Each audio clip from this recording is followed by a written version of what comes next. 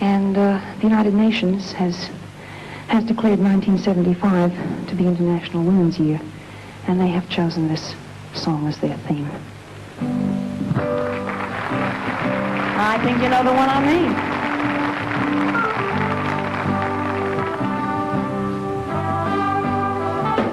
I am woman, hear me roar, in numbers two. Also known as the Women's Liberation Movement, it occurred in the 1960s and 70s. Some historians trace the origin of the movement to the New Left and Civil Rights Movement of the 1950s and 60s. Women who worked in the movements found that they were not treated equally. It was like how Lucretia Mott and Elizabeth Cady Stanton began to organize for women's rights after being excluded by men in anti-slavery groups. And all that other fun stuff that we learned about when we read Founding Sisters. In the 1960s, women were greatly limited in their life choices. One of the causes of the movement was the desire to have access to birth control.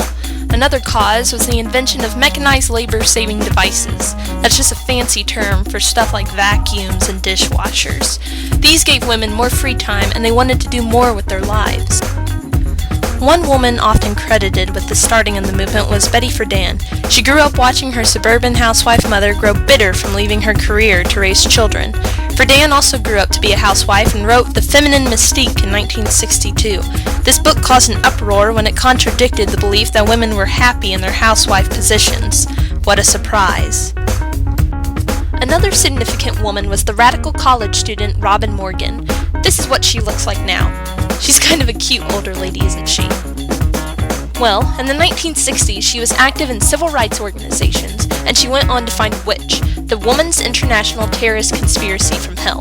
Nice name, right? I mean, hell, terrorist, conspiracy, women. That'd be enough to scare any man in the 1960s, am I right?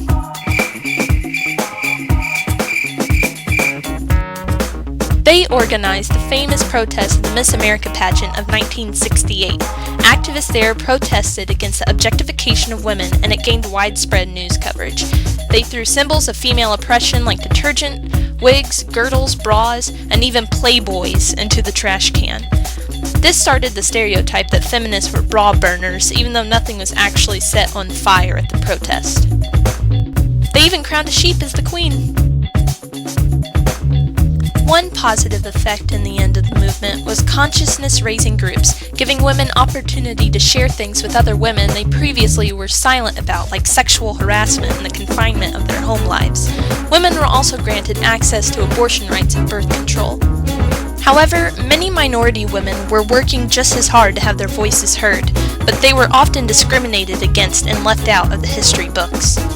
Fannie Lou Hamer dedicated her life to fight for female and civil rights. She was forcibly sterilized and would fight for reproductive rights and against hospitals sterilizing African American women without their consent.